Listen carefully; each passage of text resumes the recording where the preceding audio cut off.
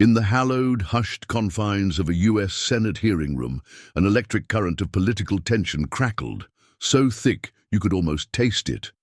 Senators, usually models of composure, sat unusually solemn, their sharp gazes locked onto the two titans about to clash, Vice President J.D. Vance and California Governor Gavin Newsom. But before we dive into this high-stakes drama, tell us, where are you watching from? Drop a comment below, and don't forget to subscribe so you won't miss a single beat of this unfolding story. Hit that like button if you're ready for an unvarnished look at power, protest, and political infighting. The air in California, a state often at the forefront of national discourse, was already heavy with the smoke of discontent. A tidal wave of protests against President Donald Trump's immigration policies had been surging for weeks, each demonstration adding fuel to a volatile fire. Then came the bombshell, the controversial decision to federalize the National Guard. This move, unprecedented in its scope and impact, had plunged several cities, most notably Los Angeles, into chaos. Streets that once buzzed with commerce and culture were now battlegrounds, scarred by clashes and marked by unrest. Amidst this swirling political storm, the hearing was never going to be a routine inquiry. From the moment the gavel fell, it was clear this was more than just a legislative proceeding. It was a public trial, a fierce political confrontation waiting to explode. And leading the charge, with a look of steely resolve, was Vice President J.D. Vance. His accusations targeted Newsom directly, sharp as a finely honed blade, designed to cut through any pretense and lay bare what Vance perceived as a catastrophic failure of leadership. Under the bright, unforgiving lights of the Senate hearing room, J.D. Vance stood tall. His eyes, a piercing blue, systematically scanned the room, the senators, the throng of reporters, the packed audience, before settling on Newsom. Dressed in a deep blue suit that contrasted sharply with the dark, polished wooden seats, Vance exuded the unmistakable confidence of a man who knew he held the upper hand. When the committee chair, Senator Margaret Hensley, tapped her gavel to signal the start, Vance stepped to the podium. His hand rested lightly on a thick stack of documents, each one, he implied, containing damning evidence. Chairman Hensley, "Esteemed senators and those present today," Vance began, his voice low, clear, but carrying an undeniable sharpness. "We are gathered here not to debate theories, but to face a painful truth. Los Angeles, one of America's largest and most vibrant cities, has become a battleground of violence and chaos. And behind this tragedy stands none other than Governor Gavin Newsom, whose gross incompetence has driven an entire state into a dangerous spiral." Vance paused, letting his words hang heavy in the air, allowing their full weight to sink into the consciousness of everyone present. A few Republican senators nodded in agreement, their expressions grimly satisfied, while Democratic senators sat motionless, their eyes wary, preparing for the onslaught. Vance continued, his tone growing sharper, more insistent. "Look at the numbers. In 3 days of riots in Los Angeles, 127 businesses were vandalized, with damages estimated at over $200 million. 42 people were injured, including police and civilians. And the key point is, all of this happened under Governor Newsom's management, a man who claims to be a model progressive leader." He held up a report, its blue cover bearing the official seal of the Department of Homeland Security. This report, compiled by independent experts, shows that California's state government delayed by 48 hours in mobilizing the necessary forces to control the protests. Meanwhile, Governor Newsom was busy holding press conferences, blaming President Trump instead of acting.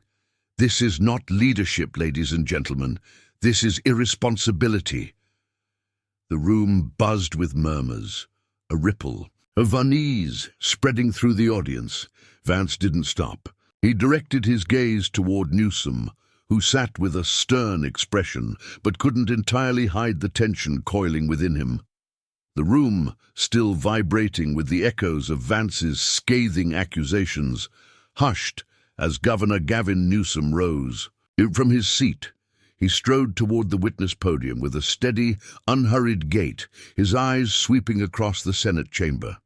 The light from the crystal chandeliers glinted off his impeccably tailored gray suit, doing little to soften the determined set of his jaw. He appeared unshaken, an embodiment of the calm before a storm of his own making. The murmured conversations that had sprung up after Vance's final blow died down as Newsom placed his hands on the edge of the podium, his fingers tapping lightly as if counting beats before a battle. Across from him, J.D. Vance sat with arms crossed, his gaze cold, but a subtle glint in his eyes betrayed an underlying anticipation. Newsom took a deep, deliberate breath and spoke. His voice was low, clear, and carried the undeniable weight of a man ready to turn the tables. "Chairman Hensley, senators, and those watching," he began, his tone calm but laced with a resolute challenge. "Vice President Vance has just painted a distorted picture of Los Angeles, of California, and of what truly happened." He paused, his eyes sweeping over the Republican senators as if daring them to meet his gaze. Some looked away. Senator Daniel Brooks, a staunch Vance ally, frowned, visibly displeased by the sudden shift in narrative. "But I'm not here to play cheap blame games," Newsom continued, his voice gaining a sharper edge. "I'm here to defend the truth, to defend the people of California, and to expose an alarming fact. President Trump's administration, with Vice President Vance's complicity, has deliberately fanned the flames of unrest for political gain. Let's be clear," Newsom declared, his voice rising.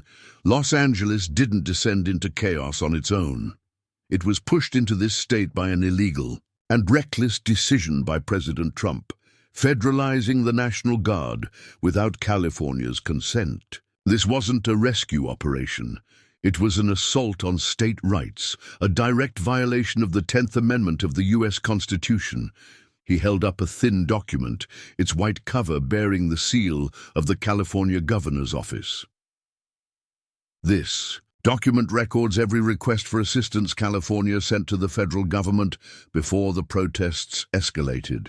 We offered coordination, requested resources, and sought dialogue. But what did we get in return? Silence from the White House, followed by hundreds of inadequately trained National Guard troops flooding the streets of Los Angeles, causing more disruption than resolution." The room hummed with whispers. A Democratic Senator, Clara Nguyen, nodded in agreement while reporters typed rapidly on their laptops. Newsom turned his gaze directly toward Vance, his voice now tinged with sarcasm. "Vice President Vance talks about leadership competence, but I wonder, does he even understand what's really happening in Los Angeles? Has he ever set foot on those streets, spoken to the families living in fear because of the Trump administration's immigration sweeps? Or does he just sit in Washington reciting prescripted attacks from the president's team?" Newsom shifted, defending California with a voice brimming with pride. "California is the economic engine of America, contributing 14% of the national GDP. Over the past decade, we've successfully managed a series of crises, devastating wildfires, the COVID-19 pandemic, and major protests. Just last year, we deployed over 3,000 California National Guard troops to assist after wildfires in close coordination with local authorities. When Los Angeles faced unrest, we mobilized 800 state and local police officers, ready to act before federal intervention. If that's incompetence, I wonder how Vice President Vance defines success." He paused, allowing the audience to absorb the numbers, then launched into a direct attack. "The truth is, the Trump administration doesn't want California to succeed. They want a story to tell, an enemy to vilify. Los Angeles was turned into a pawn in their political game. Their immigration sweeps, championed by Trump and Vance, targeted people who've lived in America for decades, people who work, pay taxes, and raise their children. The result? Widespread fear, divided communities, and the protests Vice President Vance calls violent are actually the voices of the oppressed. Newsom raised his hand, as if to emphasize a critical point. Let's talk about responsibility. When Trump ordered the federalization of the National Guard, he didn't consult me, didn't coordinate with Los Angeles police. The result? Federal and local forces clashed over command, making the situation worse. An internal report from the Los Angeles Police Department shows 60% of serious confrontations occurred after federal troops arrived. This wasn't a solution. It was a disaster created by the Trump administration. He looked directly at the Republican senators. You may agree with Trump on immigration, but ask yourselves, is it worth pushing a city into chaos to prove a political point? And Vice President Vance, who claims to be the voice of the working class, why do you stand with a policy that harms our hardest working people? Newsom lowered his voice, adopting a more personal, empathetic tone. I met a family in Los Angeles last week, a mother, an immigrant working 12 hours a day to raise 3 American-born children. She lives in fear of deportation, not because she's a criminal, but because of Trump's policies. People like her aren't the cause of unrest. They're victims of an administration intent on dividing us. As he concluded, Newsom looked Vance directly in the eye, his voice turning defiant. Vice President Vance, you speak of accountability, so I ask you, who will take responsibility when families are torn apart, businesses shutter, and Los Angeles bears the consequences of Washington's misguided decisions?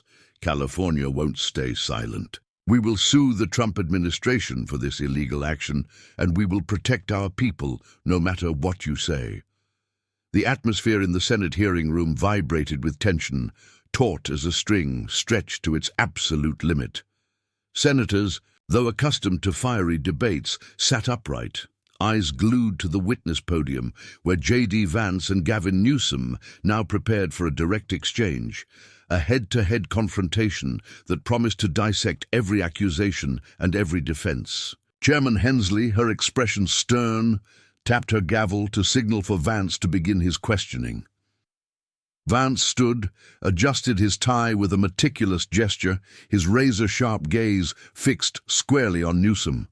He didn't rush. Instead, he approached the podium slowly, deliberately holding a thin but strategic set of notes. Governor Newsom, Vance began, his voice low but cutting like a blade, you've said a lot about state rights and the so-called illegal actions of President Trump. But let me ask you a simple question. When Los Angeles was engulfed in smoke and flames, when shops were looted and citizens panicked, what did you do to stop it? Why did California, with its billion-dollar budget and robust police force, let the situation spiral so far out of control that the federal government had to step in? Newsom leaned forward, his eyes locked on Vance, lips pressed tight before responding. His voice was calm, but it carried the distinct weight of someone well-prepared, anticipating the line of attack. Vice President Vance, you want to talk about action? Fine. Before President Trump's National Guard arrived, we had deployed 800 state and local police officers working day and night to maintain order. We coordinated with community leaders to call for peace. But when federal forces, uninvited and untrained for this situation, flooded the streets, they didn't solve the problem. They were the problem. Vance gave a faint smile, one that didn't quite reach his eyes, a smile devoid of genuine warmth and heavy with sarcasm. He flipped a page in his notes and continued, Governor, you talk about coordination, but I have an email here from the Los Angeles Police Department, sent to your office 3 days before the National Guard was deployed, requesting additional state support. That email was never answered. Can you explain why? Or were you too busy posting on social media to criticize President Trump? The room buzzed with murmurs. A few Republican senators nodded emphatically, while Senator Clara Nguyen frowned, scribbling notes rapidly. Newsom remained unfazed. He placed his hands flat on the podium, his voice sharpening as if cutting through the fog of attacks. "Vice President, you want to talk about emails? I have an entire file here, 47 pages documenting California's every effort to coordinate with the federal government before Trump ordered the National Guard's federalization. We requested resources, proposed plans, but the White House didn't respond. Instead, they sent troops unannounced, unplanned, and created the chaos you're now trying to blame on me." Vance didn't let Newsom off easily.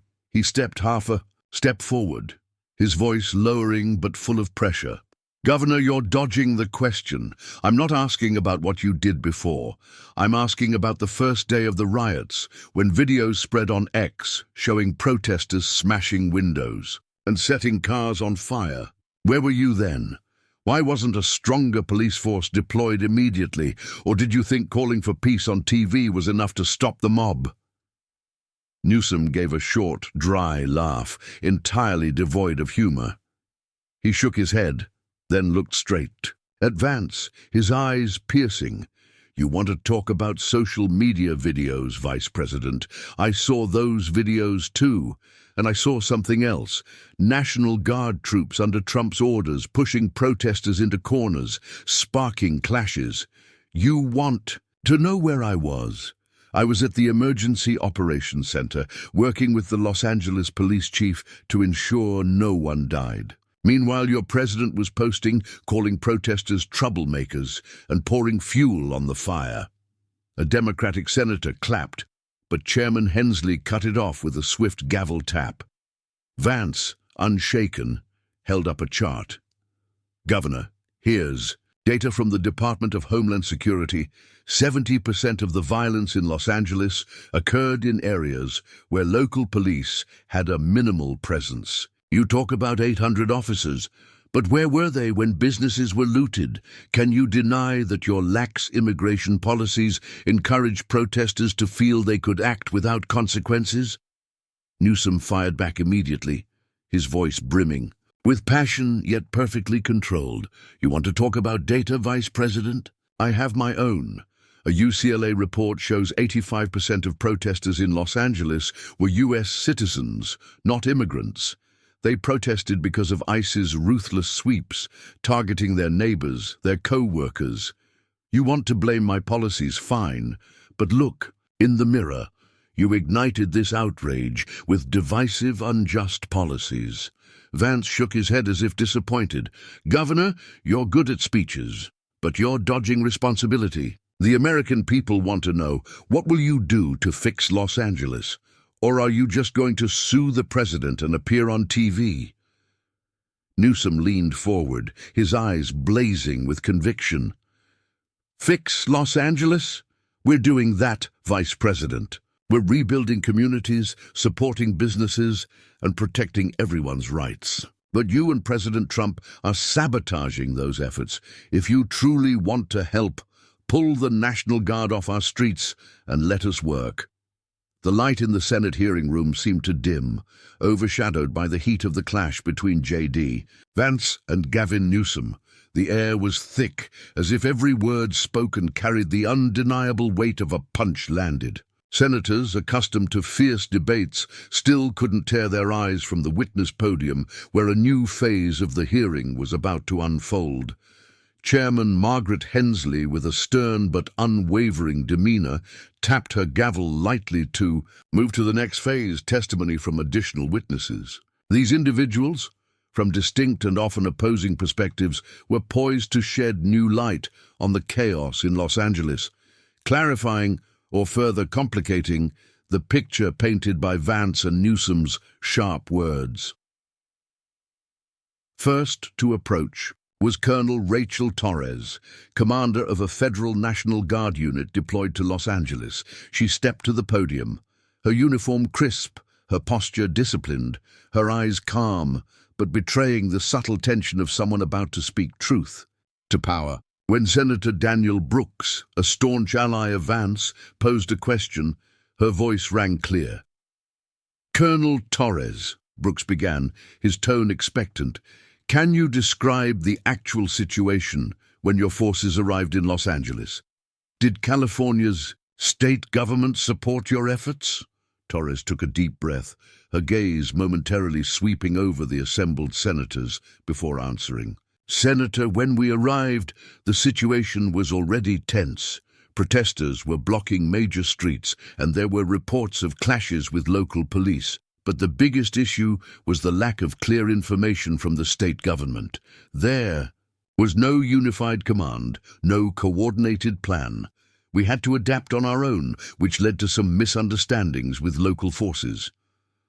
Her testimony prompted immediate nods from Republican senators, a visible affirmation of Vance's earlier claims. Newsom, seated in the front row, subtly shook his head, his pen scratching quick notes. Senator Clara Nguyen, a vocal Newsom supporter, quickly intervened.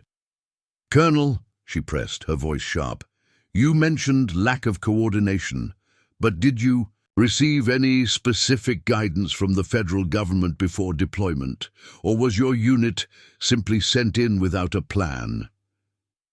Torres hesitated, a flicker of discomfort crossing her face. Then she admitted, we received direct orders from the Department of Defense. It's true that specific guidance on coordinating with California was limited. This admission sparked murmurs across the room, and within moments, a post quickly appeared on social media. National Guard admits lack of plan from Trump. The next witness was Maria Alvarez, an immigrant community leader from East Los Angeles. Her hair neatly tied back, her voice trembling slightly with emotion, she recounted the stories of those affected by ICE raids. I represent thousands of families, she began, her voice gaining strength, people who've lived here for decades, working hard, raising children. When ICE started their sweeps, they didn't just target criminals. They knocked on doors of people like my mother, a cleaner for 30 years with no criminal record. Fear spread through the community, and that's why people took to the streets. Alvarez turned her gaze directly to Vance, her eyes sharp as a blade. Vice President, you call them troublemakers. I call them people fighting to survive.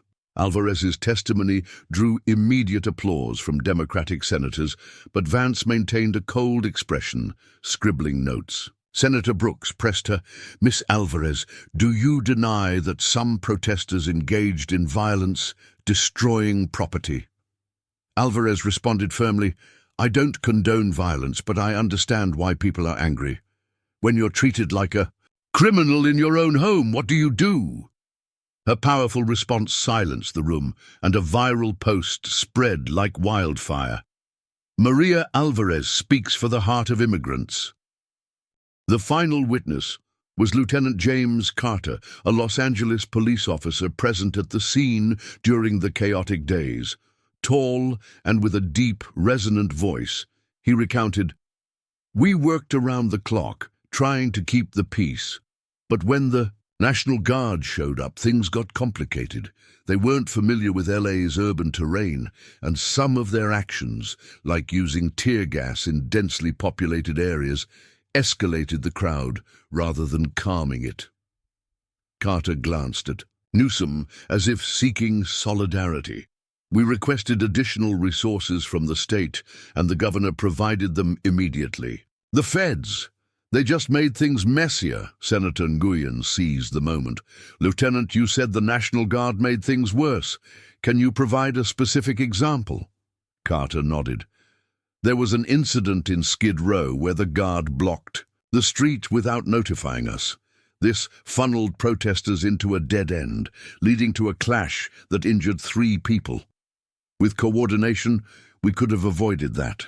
His testimony drew frowns from Republican senators, while Newsom gave a slight nod, as if vindicated. As the witnesses left the podium, Chairman Hensley called for order. The perspectives from Torres, Alvarez, and Carter painted a complex picture. A city torn between federal policy and state autonomy, between community outrage and coordination breakdowns. On social media, posts exploded. LA cop confirms Trump made things worse. and Vance needs to explain the guards' chaos. Senators began asking follow-up questions, but it was clear these testimonies had shaken Vance's arguments while bolstering Newsom's position. The hearing was no longer just a battle between two men, but a profound clash of values: federal power versus state autonomy, hardline immigration policy versus compassion. After the secondary witnesses' testimonies, Vance knew he needed a strong blow to regain the upper hand. His face was calm, almost serene, but his eyes glinted with a cold, determined resolve, like a strategist ready to flip the entire board. Chairman Margaret Hensley nodded, signaling him to begin his final, decisive round of questioning. Vance stepped to the podium, holding a new set of documents with a black cover bearing the ominous Department of Homeland Security seal.